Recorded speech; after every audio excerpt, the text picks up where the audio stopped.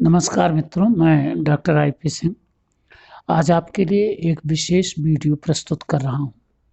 आप जानते हैं कि हिंदी कहानी के उद्भव विकास में परिपूर्णता देने वाले प्रथम कहानीकार का नाम जो है वह गुलेरी जी के रूप में लिया जाता है, चंद्रधर शर्मा गुलेरी। और हिंदी के ये ऐसे सौभाग्यशाली रचनाकार हैं जो मात्र 3 कहानियां लिखकर अमर हो गए। सुखमय जीवन, बुद्धू का कांटा और उसने कहा था।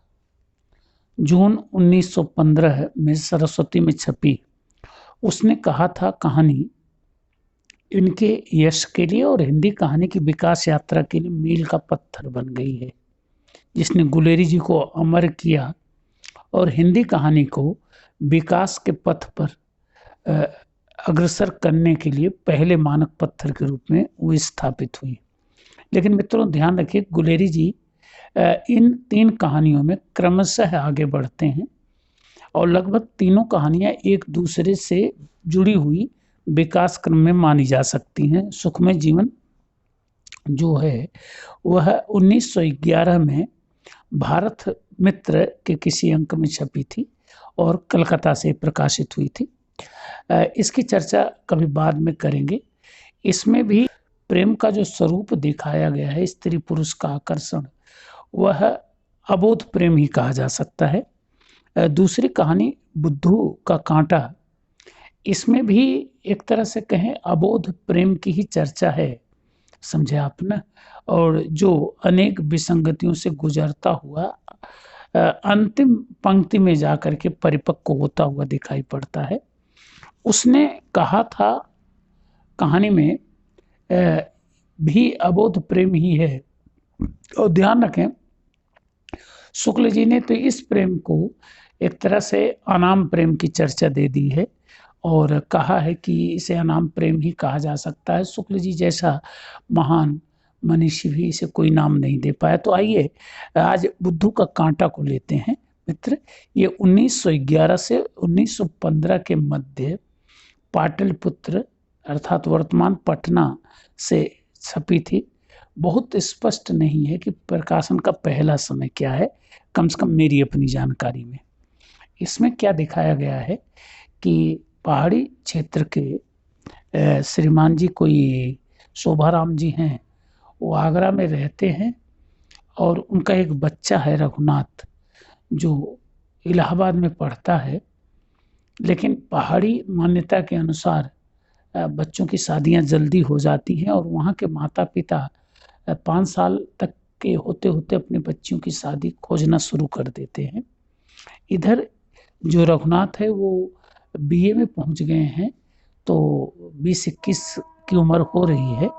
तो उनकी शादी की बात गांव से जो उनके रघुनाथ के पिता के बड़े भाई हैं वो सूचना भेजते हैं कि अभी शादी कर लो, नहीं तो कुछ दिन बाद न तो लड़की वाले मिलेंगे और न शादी का मुहूर्त आएगा। और फिर माता पिता जो हैं वो आगरा से पहाड़ी पर अपने चले जाते हैं गांव और रघुनाथ को सूचना देते हैं कि इम्तहान ख़त्म होते ही वो भी पहाड़ी पर आ जाए, तब तक वे उसका रिश्ता तय कर लेंगे और 2 महीने के अंदर उसकी शादी कर देंगे। अब देखें तो रघुनाथ जो है, कहानी यहाँ से शुरू होती पहले अंक के बाद कि वह पहाड़ी पर तो कभी गया नहीं है, तो इलाही नामक किसी घोड़ी वाले की घोड़ी किराए पर लेकर उसके साथ वो चलता है। और बीच में एक कहानी और इलाही की बताई गई है कि किस तरह से वो ईश्वर में विश्वास करता और एक दिन उसे लगता है कि अल्लाह ताला उसे कहते हैं कि तू हज करा, तो हज करने के नाम पर वो घर छोड़ करके चल देता है और बड़ी कठिनाई से हज करके वापस लौटता है तो उसका बहुत कुछ बर्बाद हो चुका होता है। फिर पत्नी को खोजता हुआ वो ससुराल जाता है और ससुराल में साला उसे 25 रुपये दे करके वापस भेजता है, तो वह घोड़ी ले लेता है और उस घोड़ी से पहाड़ी पर लोगों को यात्रा कराया करता है।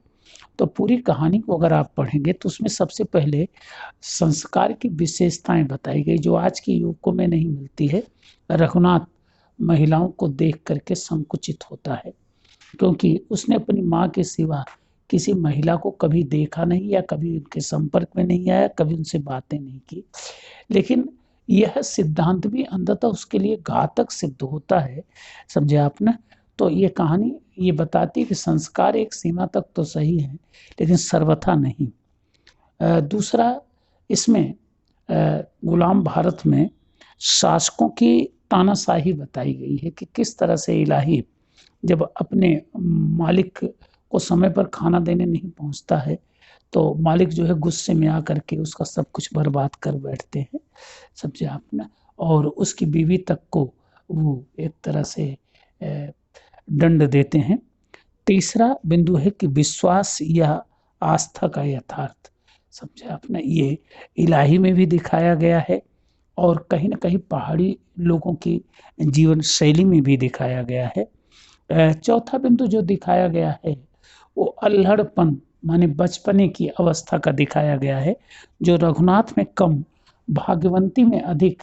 हालाँकि रघुनाथ में भी धीरे-धीरे ये अल्हड़पन आता है, लेकिन भाग्यवंती के माध्यम से भारतीय लड़कियों का यथार्थ दिखाया गया है कि किस तरह माता-पिता के घर में उन्मुक्त रहने वाली बच्चियाँ जो हैं, वो एक दिन संकट में विवाह के साथ उस संकट में, उस बंधन में बंध जाती हैं। समझे आप ना? नंबर 5 प्रायश्चित का यथार्थ दिखाया गया है कि भाग्यवंती जो है वो है रघुनाथ को छेड़ती है। रास्ते में जब वो पानी पीने जाता है तो अपने रिश्तेदारी में मामा के घर गई हुई है, वहाँ उसे वो छेड़ती है। समझे आप ना? और बुरे ढंग से छेड़ती है, औरतें भी परेशान हो जाती हैं और यहाँ तक वो कह देती है कि इस आदमी के सामने कौन अपना लहंगा पसारेगी। समझे आप ना? तो एक तरह से पत्नी का आत्मसमर्पण वो व्यंग्य करती है कि ये व्यक्ति जो है वो पढ़ा लिखा भले ही हो, लेकिन व्यावहारिक नहीं है। अगले चरण में जैसे उसने कहा था कहानी में, सिखों की जिंदगी का यथार्थ, पंजाब की धरती का यथार्थ दिखाया गया है। यहाँ पहाड़ी जिंदगी का यथार्थ दिखाया गया है कि पहाड़ के लोगों की जिंदगी का क्या स्वरूप है और कितने आस्थावादी हैं। अगला जो है सामाजिक सरोकार दिखाया गया है, जहाँ भारतीय परंपरा की वो मान्यताएं दिखाई गई हैं जो गाँव को आज भी परस्पर जोड़े हुए हैं, विभिन्न जातियों को, समाज को जोड़े हुए हैं कि किसी के घर बहन बेटी आती है, कोई शुभ कार्य होता है तो एक दूसरे के घर मिठाइयाँ भेजते हैं, जिससे सूचनाएं भी पहुंचती हैं और प्रेम भी बना रहता है। चूँकि रघुनाथ की माँ के घर बार-बार बायना, इसको बायना बोला जाता है, वो मिठाई आ चुकी है, लेकिन वो कभी किसी को नहीं खिला पाई क्योंकि उसके घर शुभ कार्य हुआ नहीं, तो कई औरतें जो उसे ताना देती हैं और अंत में रघुनाथ की माँ जानती है कि व्यंग्य बोला जा रहा है और व्यंग्य बोलने वाले जो बातें कर रहे हैं उसमें कई कुछ उनका दर्द भी है। खैर, ये कहानी इस बात को सिद्ध करती है कि सामाजिक सरोकार हमारी ज़िंदगी की रसमयता का एक हिस्सा है। और अंतिम बात, भाग्य की विडंबना, जहाँ भाग्यवंती को ये नहीं मालूम था कि वो जिस व्यक्ति पर टिप्पणी कर रही है, जिस लड़के पर टिप्पणी कर रही है, उसी के साथ उसे जीवन बिताना है और उसका परिणाम ये होता है कि जब वही उसे पति के रूप में मिलता है और रास्ते में उसी की बात कि मेरे सामने लहंगा कौन फैलाएगा, तो उसे एक अपराध बोध होता है कि देखिए मैंने क्या गलत किया। और जहाँ तक वो कोशिश करती है, रघुनाथ से भागने की कोशिश करती है और रघुनाथ भी उससे बदला लेने की कोशिश करता है, लेकिन जो उम्मीद है वो रघुनाथ से ही है। वो पढ़ा लिखा है, वो बच्ची गाँव की है, पढ़ी लिखी नहीं है उतनी। तो अंत में अंतिम लाइन में आकर के रघुनाथ दोबारा जब होली की छुट्टियों में घर आता है तो बड़ी मुश्किल से उसका आत्म जो है उसे घर आने के लिए प्रेरित करता, नहीं तो वो बनारस का जाना चाहता है या अपने हॉस्टल में इलाहाबाद ही रुकना चाहता है। लेकिन अंत में घर आता है और अंतिम पंक्ति में वो पत्नी के प्रायश्चित को, अपराध बोध को समझ करके उसे गले लगा लेता है और उसे एक तरह से क्षमा कर देता है। तो जहाँ ये उसने कहा था कहानी अंतिम चरण में आकर के मर्मस्पर्शी तो बनती है, लेकिन दुखांत स्वरूप में इस कहानी में रचनाकार ने बड़ी चालाकी से मात्र एक पंक्ति में इस कहानी को दुखांत होते होते अचानक सुखांत में बदल दिया है। और यह गुलेरी जी की कहानी कला की बहुत बड़ी विशेषता है। अब इस कहानी को अगर हम देखें तो मित्रों मुझे ये लगता है कि ये कहानी अगर पढ़ाई जाए कोर्स में, और बल्कि पढ़ाई तो वो भी जानी चाहिए जो सुखमय जीवन है, इससे गुलेरी जी की इस कहानी को, जो हिंदी की पहली परिपूर्ण कहानी मिलती है, उसने कहा था, समझने में मदद मिलती है।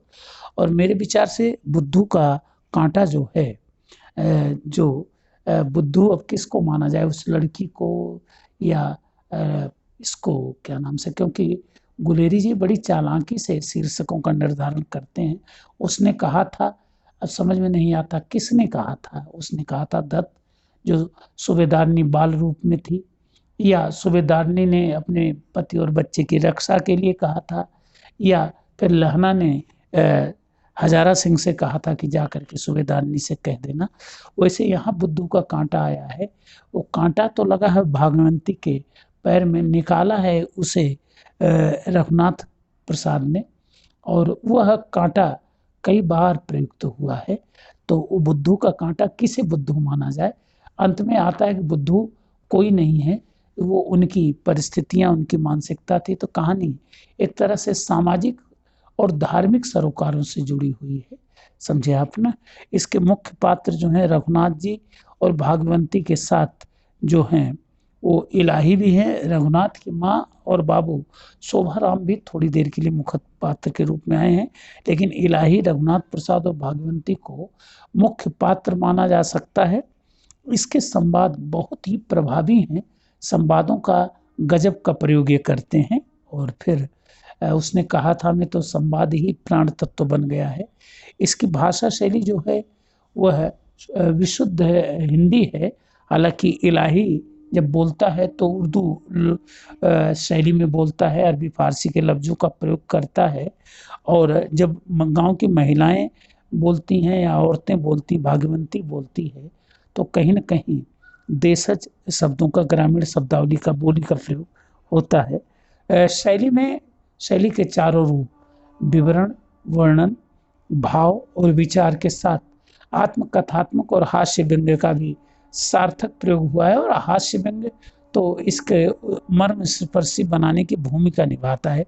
देश काल की दृष्टि से देखें तो कहानी आज़ादी की दहलीज पर लिखी गई प्रतीत होती है।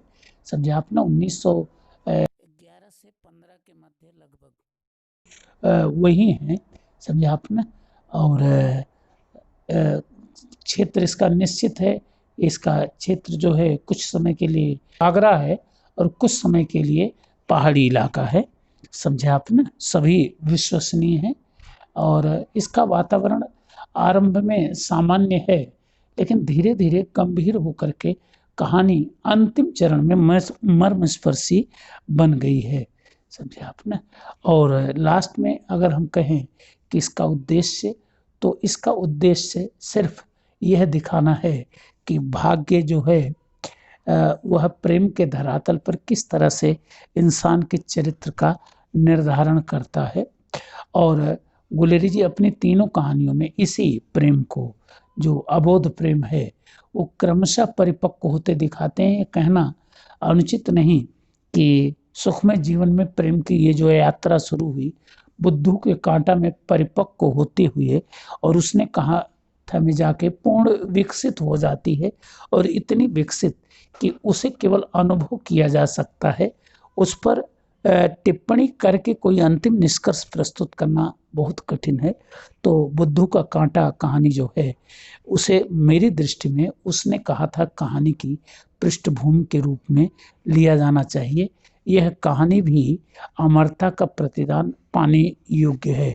अगर मेरा ये वीडियो आपको पसंद आता है तो कृपया इसे लाइक करें, सब्सक्राइब करें, और मौका मिला तो सुखमय जीवन पर एक छोटी सी टिप्पणी वीडियो के रूप में मैं अवश्य प्रस्तुत करूंगा, ताकि हिंदी के ये प्रथम धुरंधर महारथी के बारे में आप पूरी तरह से अवगत हो सकें। बहुत बहुत धन्यवाद।